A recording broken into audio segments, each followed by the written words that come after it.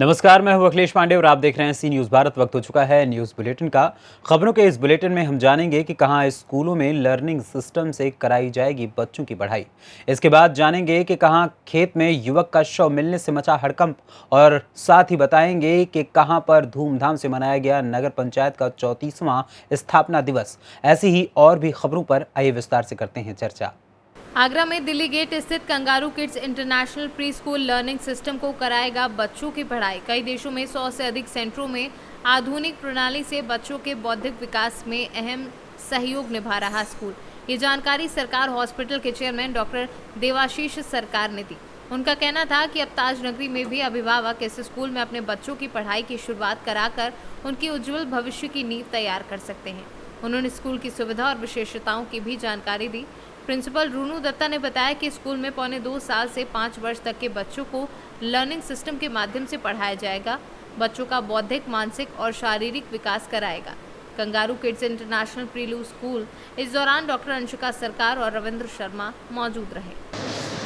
नमस्ते, मेरा नाम रूनू दत्ता है और मैं इंटरनेशनल कैंगरू किड्स हम लोगों का स्कूल है। हमने डेलीगेट पे इसको खोला है। ये इंटरनेशनल स्कूल है, तो ये इसका जो सिस्टम है it is based on I can learning system, जो बच्चे के शारीरिक, बौद्धिक, मानसिक विकास करने के लिए सक्षम है। और इसमें हम लोग 1.6 से लेके 5 साल के बच्चों तक को हम ट्रेन करते हैं। इसमें बहुत सुविधाएं हैं, आप लोग आके देखें, आई एम श्योर आपको बहुत अच्छा लगेगा। And I would like to pass on. मैं डॉक्टर देवाशीष सरकार हॉस्पिटल की तरफ से आप सभी दर्शकों को शुभकामनाएं देना चाहता हूँ। यहाँ पे हमारे शहर के लिए अच्छी खबर है कि एक इंटरनेशनल प्ले स्कूल चेन जिसका नाम kangaroo kids international play school है, वो डेलीगेट में खुलने जा रहा है। और ये एक अलग तरीके का चेन है जिसमें कि बच्चों के न्यूरो साइंस बेस्ड करिकुलम होता है, जिसमें कि बच्चों को किताबी नॉलेज से ज़्यादा जो जनरल नॉलेज है छोटे बच्चों को नहीं मिल पाती है, जो उसको प्रदान किया जाता है इस स्कूल के साथ ही में। आगरा से सी न्यूज़ संवाददाता अनुज उपाध्याय की रिपोर्ट। उत्तर प्रदेश के जनपद अमरोहा के गजरौला थाना क्षेत्र के गांव चौहड़पुर निवासी युवक का संदिग्ध परिस्थितियों में खेत पर शव पड़ा मिलने से क्षेत्र में सनसनी फैल गई। मृतक के शव को परिजन गजरौला सीएचसी लेकर पहुंचे, जहां पर पुलिस ने शव का पंचनामा भरकर पोस्टमार्टम के लिए भेज दिया। मृतक युवक की मौत की अभी पुष्टि नहीं हो पाई है, जहां पर गजरौला चिकित्सा अधिकारी ने पोस्टमार्टम रिपोर्ट आने के बाद ही मौत की पुष्टि का कारण बताया है। पुलिस ने शव का पंचनामा भरकर पोस्टमार्टम के लिए भेज दिया है और अग्रिम कार्यवाही शुरू कर दी है। जी डॉक्टर साहब बताइए, आज जो सीएचसी में युवक आया गांव चौहड़पुर माफी थाना गजरौला से एक व्यक्ति को मृत अवस्था में सीएचसी पर लाया गया है। हमने यहाँ से पुलिस की इंफॉर्मेशन भेज दी है और पोस्टमार्टम की चल रही है। अच्छा डॉक्टर साहब, आपने देखा किस तरह का लग रहा है, किस अभी पोस्टमार्टम के बाद ही पता चल पाएगा। पुलिस आ गई है। हाँ। अमरोहा से सी न्यूज़ संवाददाता रामवीर सिंह की रिपोर्ट। नगर पंचायत के स्थापना दिवस पर नगर पंचायत अध्यक्ष राजेंद्र प्रसाद गुप्ता ने सभी कार्यालय स्टाफ के साथ केक काटकर मनाया 34वां स्थापना दिवस। नगर पंचायत हरैया के ईओ संजय कुमार ने 34वें स्थापना दिवस पर विभिन्न क्षेत्रों में सहयोग व उत्कृष्ट सेवा देने के लिए कार्यालय के समस्त कर्मचारियों को सम्मानित किया। बस्ती से सी न्यूज़ संवाददाता दीपक सोनी की रिपोर्ट। जनपद फतेहपुर के थाना सुल्तानपुर गोश अंतर्गत ग्राम पंचायत एराया सादात में 1,60,000 रुपये नकदी रुपए के साथ लाखों के सोने चांदी पर चोरों ने किया हाथ साफ। बीती रात आजम खान के सूने घर का फायदा उठाते हुए चोरों ने चोरी की घटना को अंजाम दिया है। घर के सभी लोग अपनी फूफी के जनाजे में शामिल होने डाफरपुर कौशाम्बी गए थे, तभी चोरों ने रात को एक बड़ी चोरी को अंजाम दे दिया। मौके पर थाना सुल्तानपुर घोष पुलिस तफ्तीश में जुटी है। थाना प्रभारी अरुण कुमार चतुर्वेदी ने बताया कि घर खाली था, जिसका फायदा चोरों ने उठाया। थाना प्रभारी ने जल्द चोरी के खुलासे का आश्वासन दिया है।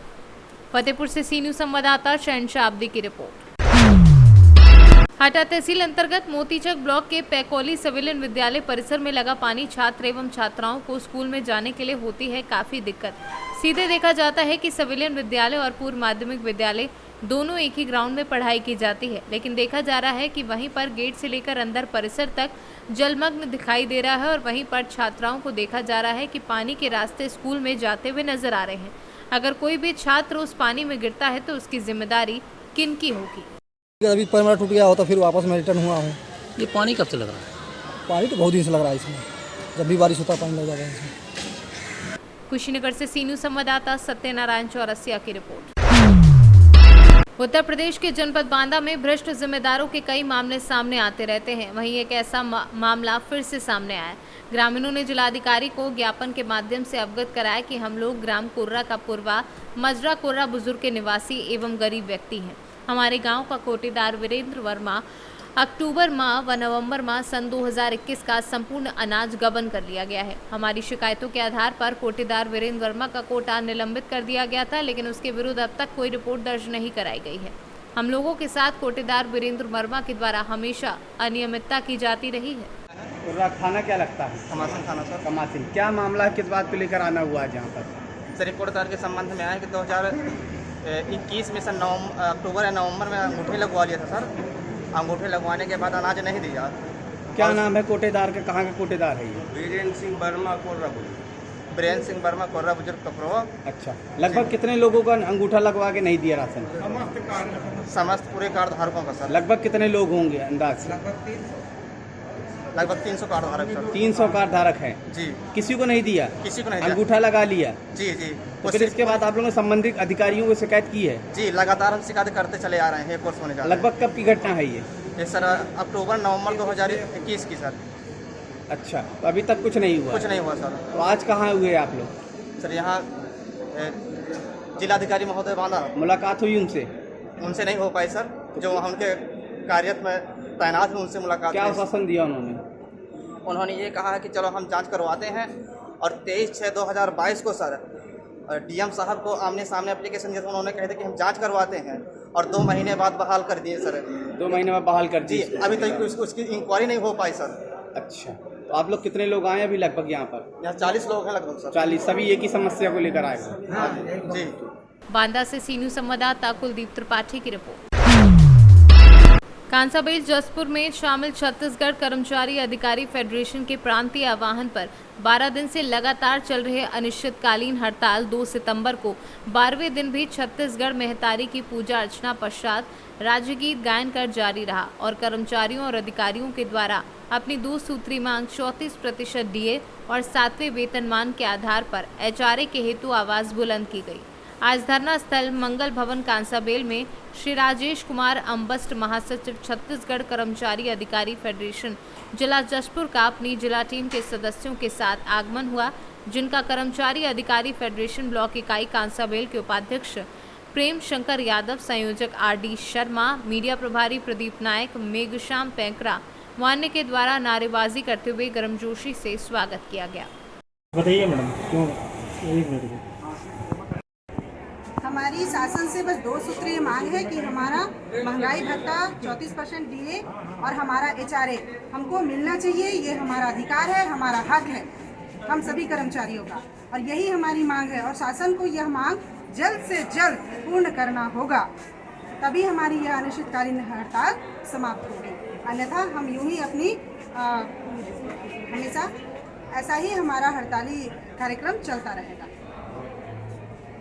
छत्तीसगढ़ में कर्मचारी अधिकारी वर्ग को केंद्र के समान देख तिथि से महंगाई भत्ता और 7वें वेतनमान के तहत गृह भाड़ा भत्ता को लेकर हम लोग पूर्व में 3 बार आंदोलन 3 चरण में अपना आंदोलन कर चुके हैं। छत्तीसगढ़ शासन को हम लोग बारंबार पत्राचार किए हैं, आदरणीय चीफ सेक्रेटरी साहब को भी, माननीय भूपेश बघेल साहब को भी, लेकिन हम लोग की जो मांग है उसको लेकर किसी भी प्रकार का कोई चिंता नहीं किया जा रहा है।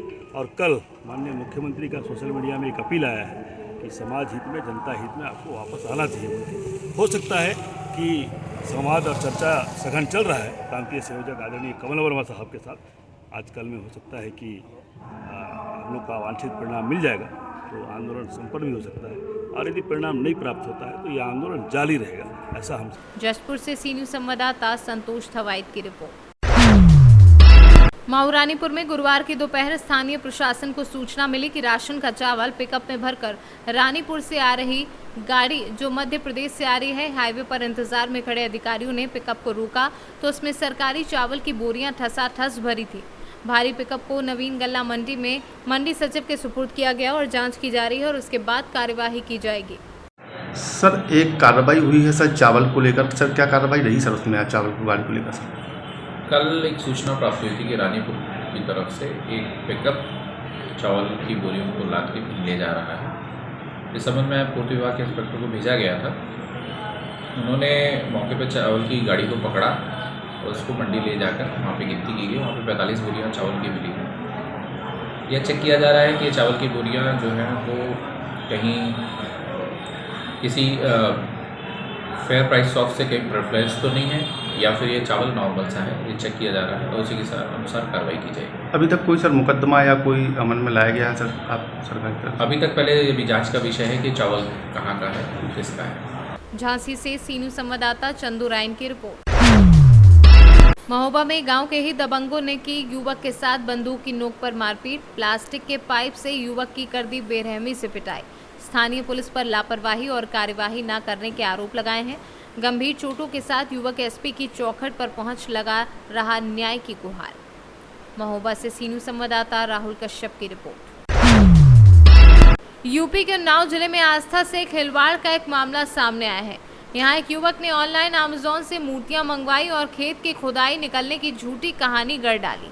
जानकारी मिलने पर पुलिस ने इस कहानी के पीछे की सच्चाई जानने के बाद पुलिस ने पिता व उसके 2 बेटों का शांति भंग में चालान कर जेल भेज दिया है।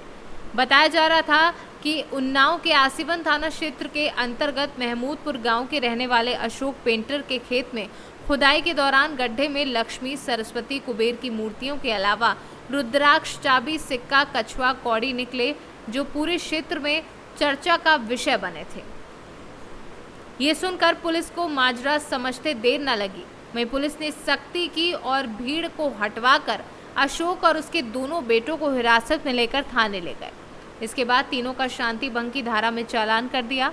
एसओ ने बताया कि लोगों को झांसा देकर कमाई के लिए ऐसा किया गया था। कुछ दिन पहले जानकारी हो गई थी। किस माध्यम से? हमको माता ने बताया।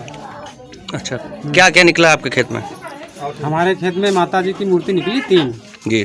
कुबेर महाराज हैं, लक्ष्मी माता जी हैं, सरस्वती माता जी हैं, एक चाबी है, रुद्राक्ष की माला है और एक सिक्का है।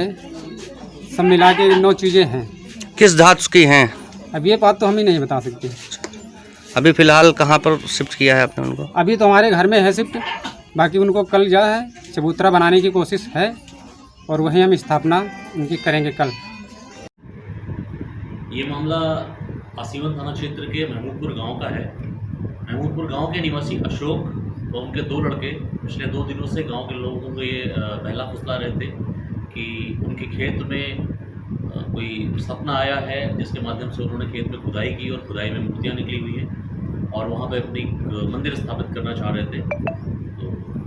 तो पहली बार उनको समझाया गया। बाद में जब इस मैटर की जांच की गई तो पाया गया कि ये मूर्तियाँ उन्होंने अमेज़न से मंगाई हुई थी, इसके प्रमाण भी मिले हमें और गांव के लोगों को सही बात बताई गई और ये जो लोग लोगों को बहला फुसला रहे थे, बरगला रहे थे, उन पर आवश्यक कार्रवाई की जा रही है। उन्नाव से सी न्यूज संवाददाता अजय कुमार की रिपोर्ट। फिलहाल के लिए इस न्यूज़ बुलेटिन में इतना ही। देश दुनिया की तमाम खबरों के लिए देखते रहें सी न्यूज़ भारत। हर खबर आपके साथ, आपके हाथ।